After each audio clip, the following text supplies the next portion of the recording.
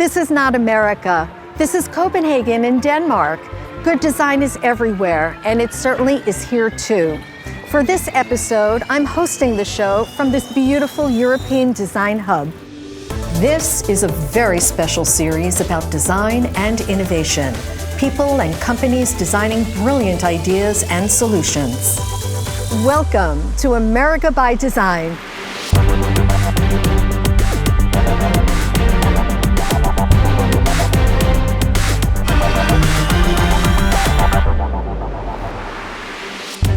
We've gathered a group of design industry leaders at the Salesforce Tower in San Francisco, and via Zoom, tasked with the job of judging each innovation and selecting our finalists before ultimately crowning one design project the winning innovation of the season. Design in America is alive and well. These projects really demonstrate how important design is. Yeah. We're really seeing how design impacts both behavior and culture. It really typifies what we in the design world know. Design is everywhere. It exists in all these different places in our world, from healthcare to sports. Furniture to software. All the way up to things that are saving lives and reinventing industries. And I love that we have entrants from all over this country. More from Denmark a little later. Let's go to our first innovation. I mean, SoFi Stadium is an amazing stadium in LA where the next Super Bowl is going to be held. Can you imagine running a sports stadium with all of the complexity? But now we have a digital twin, which can predict and show things that will go wrong before they ever go wrong. Like a lot of the best design for people who go to this stadium, they might not even know this is going on. They just have a better experience because of it. We've seen a digital twin at 1 Manhattan West in New York City. We've also seen one in Sydney, Australia. Now the latest integration of this smart technology is taking things to a whole new level in a stadium like no other.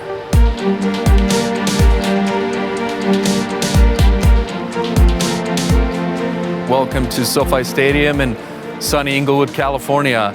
It really is an amazing structure. We're standing here on level 3 of SoFi Stadium, and the first thing you'll notice is that the field is 100 feet in the ground. That's the first time that's ever been done. Because of the airplanes that are coming into LAX, we have a height restriction, but because of that, it allowed the architecture to really flow this building in a very interesting way, and I think it's one of the most beautiful stadiums ever designed. You just can't miss the video board. To me, I mean, it looks like a first. It's the first time in the world anything like this has been attempted. It's so incredibly large. It's about 2.2 million pounds in weight.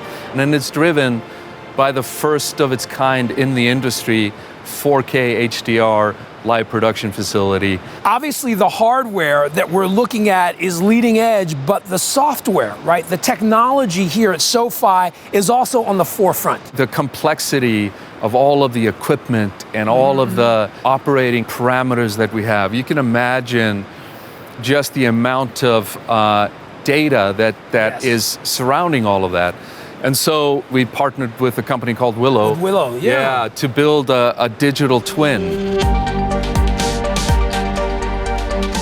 A digital twin is a digital copy of the stadium. All the physical structure, all the sensors, all the systems that are producing data come together inside of this virtual replica or this digital twin of the building. So this is a complex project. What was the timeline, right, to get to this point? Well, it took Willow 2 years to build the Willow twin of this stadium, but in many ways, the journey started 5 years ago when the architects and the contractors and the engineers started creating digital artifacts of this building. We started to assemble them into the digital twin. A lot is going on, a lot of data, a lot of things to make sure that they run well. It sounds like with all of that goes on here, you kind of have to funnel that through something and then kind of re-expand it, right? Yeah, when we talk about smart stadium, it's not only what the guests see, right? So we've seen the video board, we've seen the incredible technology that we have here.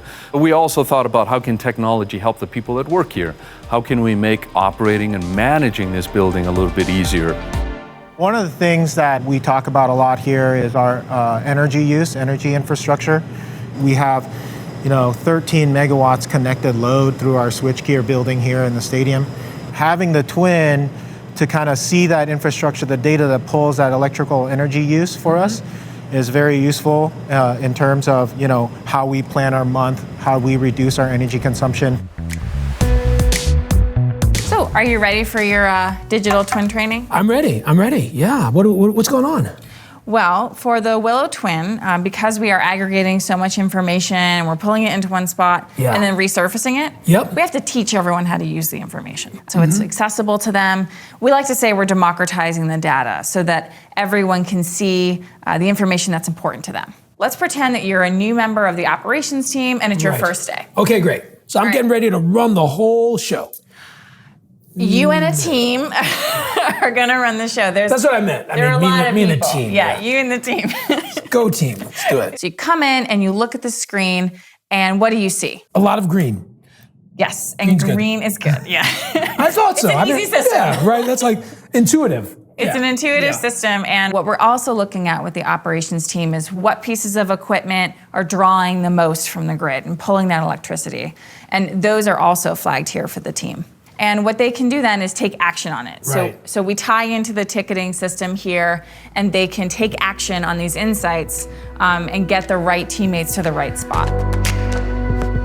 What we're seeing is how technology and great design has created the most sophisticated stadium in the world, and this is just the beginning. The Willow Twin takes all of this complexity and makes it game day ready. I think we can all admit that healthcare in this country needs improvement. The word care is often lacking.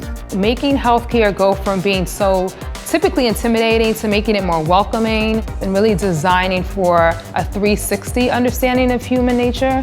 I think it's great. I think it portends a more positive future for healthcare. Monica, this story is of special interest to you.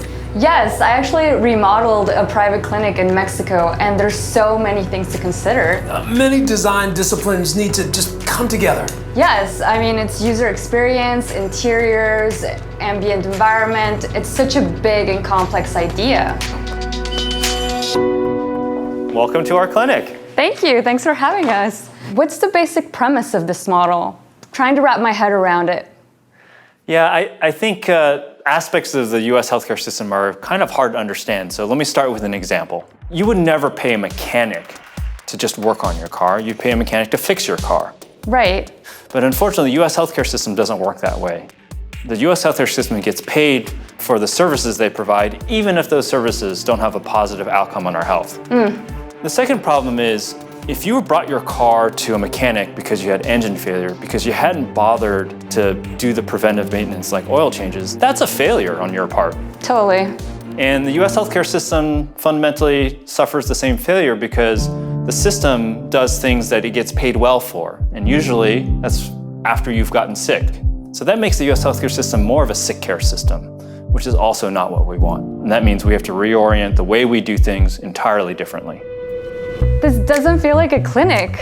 I mean, this is definitely not what I expected. Yeah, one of the things we realized is in this model of care that we're developing that the patients are actually a part of the team. They need to have a role in their own care. They have to have some agency.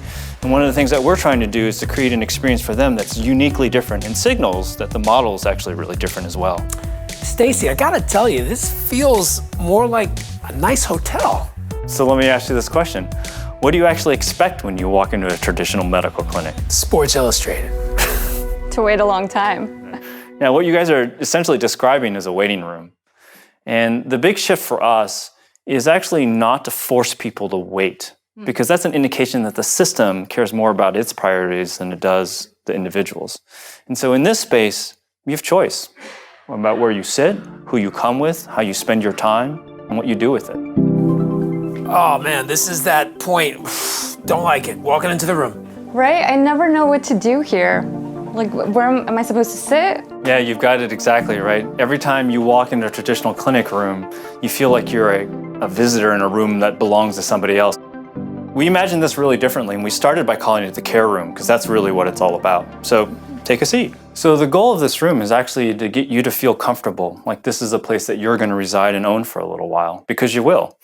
You won't just see a medical doctor or a nurse. You might see a financial counselor or a nutritionist, maybe even a mental health counselor, because you recognize you may have showed up because you had some pain in your knee, but there are a lot of factors that affect your whole health as a human. So let's role play. We'll have you play the patient. Monica. Carrie, you'll be someone here on her behalf.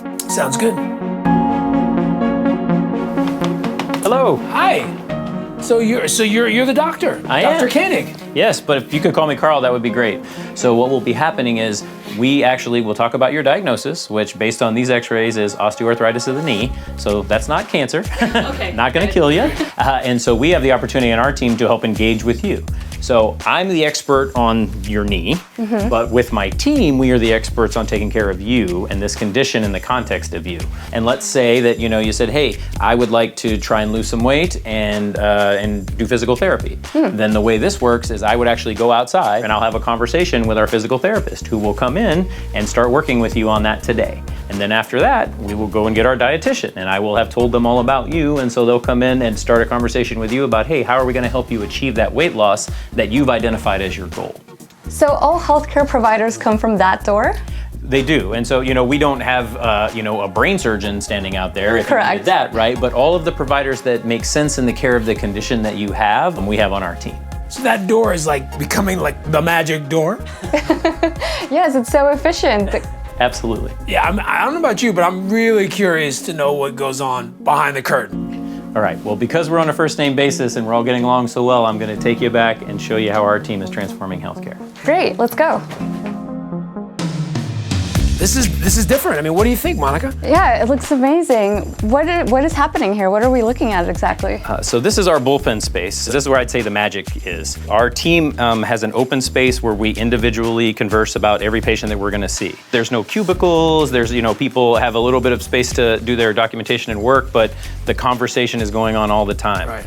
It's a fun place to work. Right, this is a holistic approach, interdisciplinary. Absolutely, and it's because of the way that we work together. I think it takes a certain amount of humility to work in a team like this, but we all realize that we bring something to the table. It's not sick care, we're really trying to create wellness and working together to do that. Just like a baseball bullpen, we realize that the interactions, the informal ones, is where all the value gets exchanged between a team member and another team member.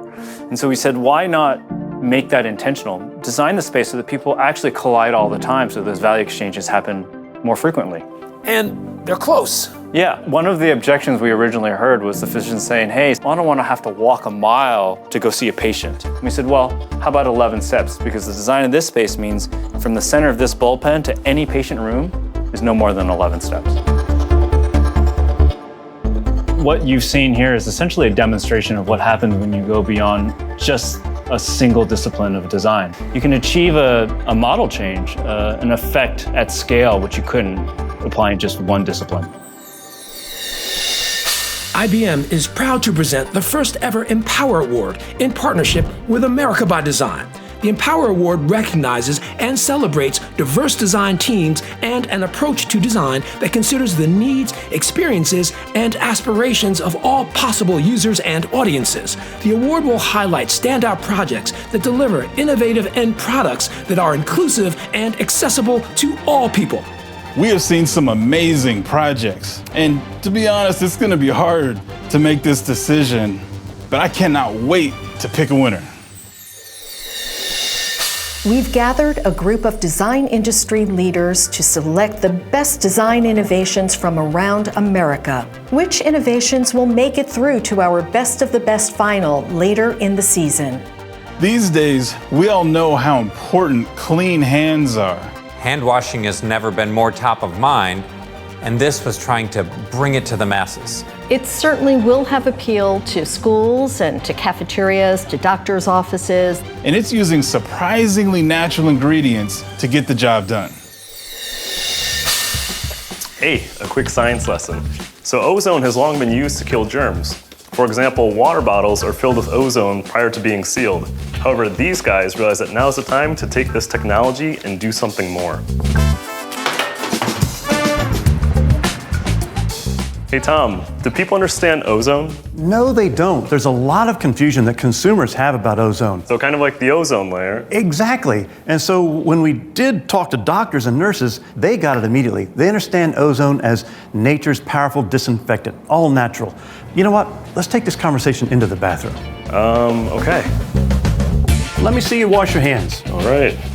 80% of communicable diseases are transmitted because people don't wash their hands properly. You're nowhere near done. Sing the alphabet song or the ABC song. It needs to last about 20 seconds. Got to get the backs of your hands. Yep. Between the fingers, rubbing good there. And then the fingernails into the palms, both sides. 95% of people do not wash their hands properly. Our innovation does all that in 7 seconds without the use of soap. This is the ozone generator that Tommy came to us with. And he asked for our help to help develop the product into a commercial product. So how do you clean your hands with this? That takes raw water and ozonates it. And that's the secret sauce behind Tommy's technology. And so you've designed this kind of enclosure for it? Right. We had to develop a new form factor. Really, we had to rethink how a sink would work. So as you can see here, this is an enclosure now that you have to put your hands into. And nobody's concerned about putting their hands inside a box to clean them? They are. I mean, that's why we had to make a number of prototypes. We wanted to make sure that the new form factor or the design was inviting and that people who are concerned about losing sight of their hands would be okay using it. So how long did the whole prototyping process take you? The entire process took about a year, and we just recently went into production. And if I can ask, whose hands are those? Good question. These are special color change material, and we use this test rig with the spray chips in it, and it actually changes color when it gets wet, so we're able to do tests to make sure that we're getting the whole hand. So this is Iggy in its natural habitat. So it's designed for high traffic areas? Yeah, exactly, like this office building, and think of cruise ships, sports stadiums, schools, all types of places where public health is needed. So can I give it a go? You bet, but hold on, cowboy. I got to put you through the training. Are you ready? I'm ready. Can you do this? You are now fully trained. That's it. Your hands in 7 seconds are going to be cleaner than they've ever been.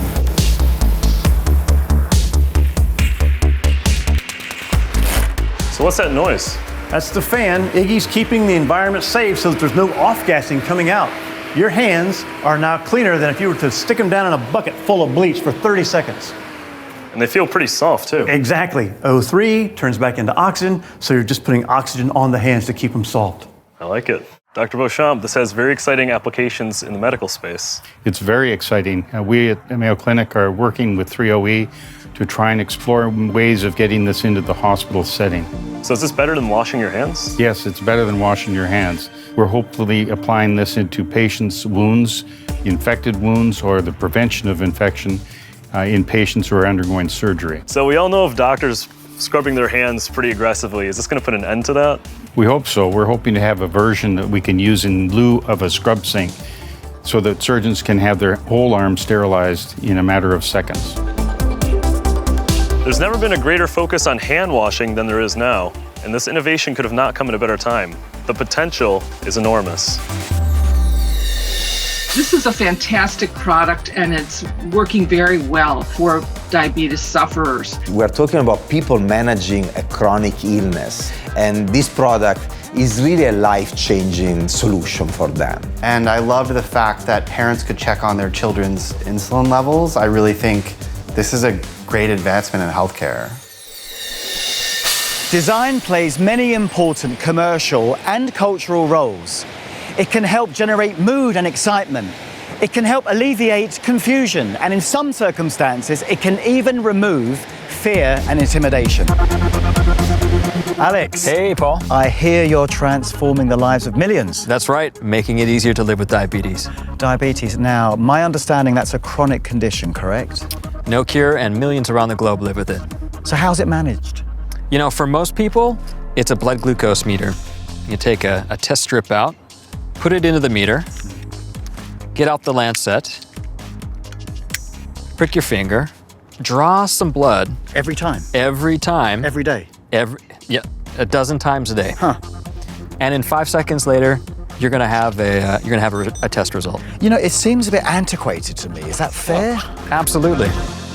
Paul, welcome to the design studio. Thank you, Alex. Good to be here. And this looks like concept development to me. Is that correct? We've got some concept sketches, mood board here. And these look like very, very attractive devices to me. I'm liking the colors, I'm liking the shapes, I'm liking the materials. Yeah, this has to be friendly, approachable. This is something that people are going to wear all the time. It's a good point, actually, because this product has got a serious function, yet it's very intimate. So the reference points of jewelry and luggage and perhaps even fashion, I mean, they're relevant for the people that you're designing for. Absolutely. I mean, can you think of another piece of technology that you wear all the time? Well, a watch, of course. Yeah. Which is an object of beauty as in addition to functionality. But you might take it off. The Dexcom is always on. It's always body worn. Well, I'm curious. Can we actually see the device? Yeah, we've got one right here. Let's check it out.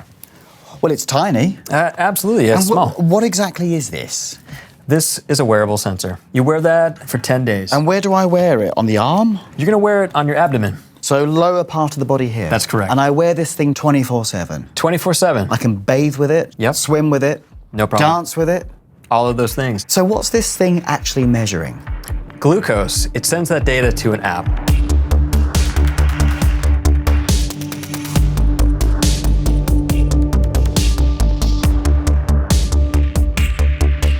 So the data is going directly to your smartphone. You get a glucose value every 5 minutes. You know where you are, and then the arrows let you know where your glucose is going. And you also get alerts if your glucose gets too high, like this one right here, or if it gets too low. Aha, so what this is doing is giving me a window into literally what's going on inside. Yes, exactly, right on your app. Or even on your watch. So even with a little gesture like that, I can know how I'm doing at any moment. It's more of a human ritual, isn't it, looking at a watch? That's right. It's quick, it's easy, but it's also more discreet. More discreet. You know, when we talk to patients, they want the system to be discreet. They want it to be in the background. And so when you do something like this, no one will notice. Another really cool feature is if you're a parent of a kid with diabetes, you can follow them from your own cell phone and know exactly where their numbers are at all times. So you can track yourself, but you can track your loved ones as well? Yes, exactly. Wow. Well, it just goes to show, doesn't it? I mean, good design can often come in very small packages. Good design often commands one's attention. With this innovation, however, I feel it's quite the opposite. Removing fuss, complexity, and friction, and delivering a product that's quietly humane. In this series, we've introduced the Planet Innovation Bright Award. Sam Lanyon from Planet Innovation will select an innovator from the series for entry into the PI Bright program to assist the chosen innovator in building commercial and technical strategies and connect with global partners. The winner of the Planet Innovation Bright Award will be announced later in the season. The recipient of our award are really great innovators and entrepreneurs, and you can really tell when they do their job well and they come up with a really great, simple idea and they actually execute perfectly. Our group of design industry leaders will select just one or two innovations from this episode to go through to the final later in the season. It's actually pretty difficult to make a mask that fits lots of different faces, is comfortable to wear, and is actually effective. They're creating this mask that fits our environment, then it moves away from this like medical and surgical look. The Ora face mask offers N95 protection, is comfortable to wear, and it's made right here in America. The story starts here at a cafe in San Francisco, where some entrepreneurs from Southern California got their big break.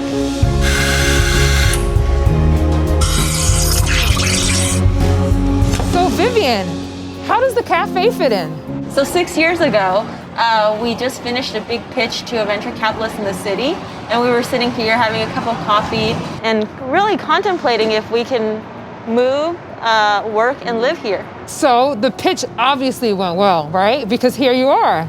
Yeah, and we ended up moving here, working at the accelerator for 4 months and getting the company off the ground. So what's your actual product? So we make sustainable material alternatives for filtration, films, and resins. Okay, so let's fast forward 5 years. Well, that would bring us to the beginning of 2020. What do you think happened, Jenny? COVID, right? Right, COVID. COVID forced us to pivot into applying our understanding of nanofiltration into creating a better face mask for the everyday user. So like the one you have on right now? Yes, I'm wearing one of our masks right now. I have one here for you. There you go. So this mask I wear all the time, this is a pretty basic regular mask. I'll try yours. Very easy fit and it's light and breathable. So you make these locally in the Bay Area?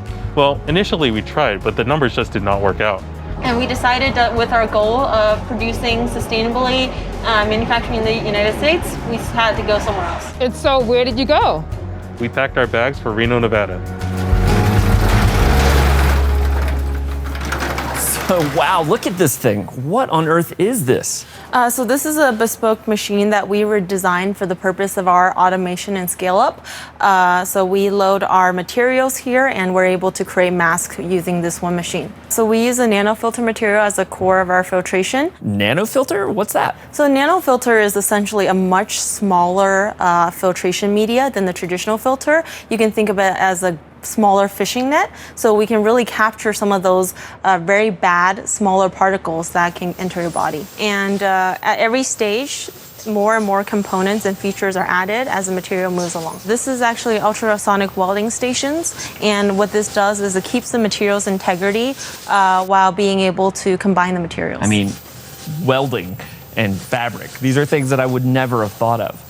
Oh, and here you have, of course, a box. These are the finished masks, huh? So this goes into our QC department after it is cleanly manufactured. Cleanly manufactured. Yeah, so normally this is a very clean manufacturing environment. Obviously, everything's paused for our purposes. Sure. But this goes directly from the manufacturing to our QA, QC, and packaging departments. Very cool.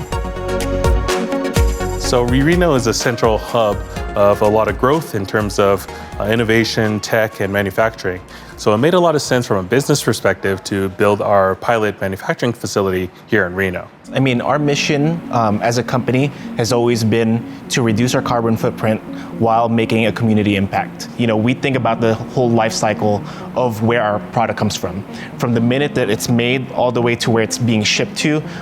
We care about that a lot. And having it here in America, essentially being made, we reduce the cost of, you know, the carbon emissions that's coming out from shipping overseas.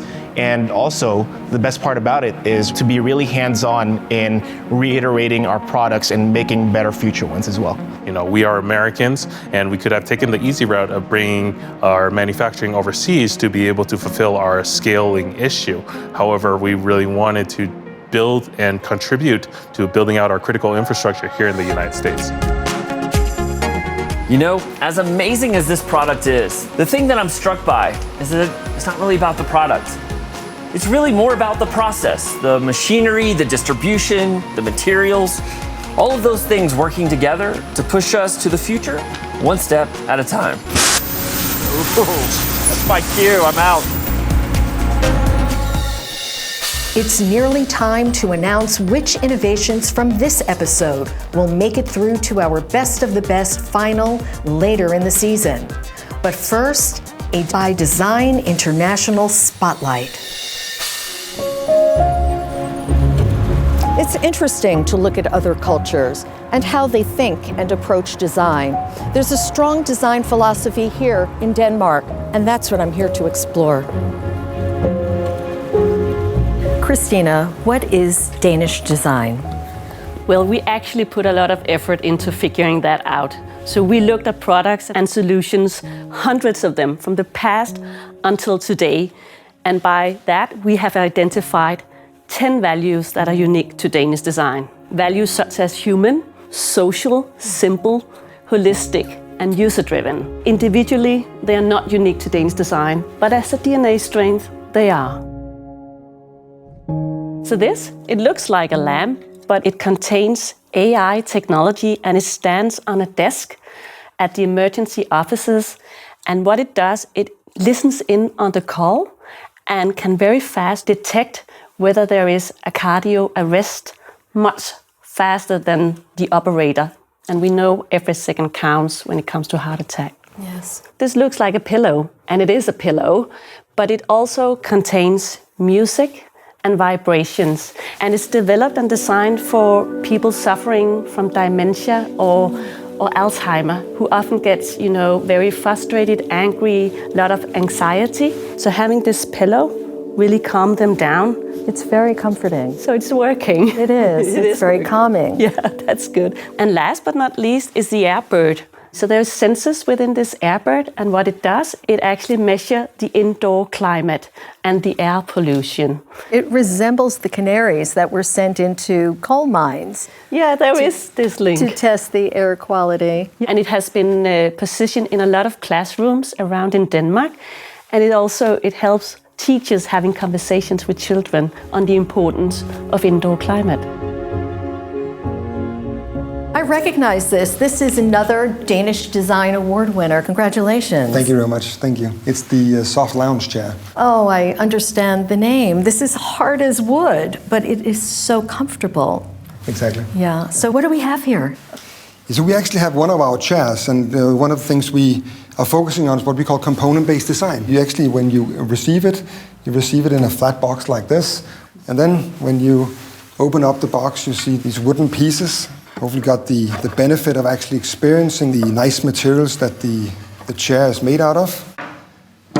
It's very intuitive, and the quality is excellent. All the components you can buy as spare parts. You can keep on replacing and repairing your product to extend the lifetime of the product. This is the town of Billund in Denmark, and just about everything in this town is about this. Legos! Welcome to Lego House, home of the brick. Thank you, Mike. I bought you something. I bought you my business card. Here you go. It looks like you. It is a mini version of me, yes. This is an iconic piece here. Yeah, this here is the classic Lego brick, the foundation of creativity in kids all over the world. And inside Lego House, we've got literally millions of them. You want to take a look? Yes, let's go play. In Lego and in Lego House, we have a philosophy that we want to encourage learning and play through learning at an early age. And we do it through what we call learning through play. I think that there's creativity in all walks of life. Lego play, it gives a foundation to that, the way the world works, the way the world connects. Shall we move on? I want to show you some more. Wait, I'm busy. I'm working on something. Okay, I'll see you later. Later. One last piece. Play something, Mike. What do you think? Legos in the 21st century. Yes, this is what we call city architect. The idea is to build a city that is great for the citizens. And they actually tell you what they might need. For example, you can see all these red guys over here. Why do you think that might be? They need more places to live. That's right. So if we add it here, for example, suddenly they say thank you and they all move in. And this is how we build a city. That's right. It's all about creating diversity across the city, but answering the needs of the citizens, just like real life. Camilla, you have a very specific design philosophy about city planning. We want Copenhagen to be a really active, livable, healthy city. And that means we have to think about design and active design in every single decision we make. Including the bike lanes. Bike lanes are huge in Copenhagen. 400 kilometers of bike lanes. Half of everyone in the city uses their bike to commute. So it's an enormous part of our public life culture and how we move around in the city.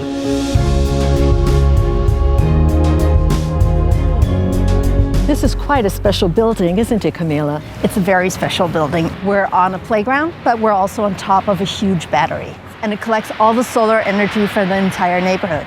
Where are the solar panels? They're on top of all the roofscapes, but they're also on the sides of schools and public buildings. And furthermore, it's also a big recycling station. So you do your grocery shopping in this building, you have your energy for cooking, and then at the end of the day, you come here with your recycling and dispose of your waste. In Copenhagen, we practice to put people first in the design, and this was, of course, an amazing place. So this is a public space with public access? Yes. It's a public space, 6 floors above the city, and you can really see across the entire city. And as a matter of fact, this is Copenhagen's most expensive apartments.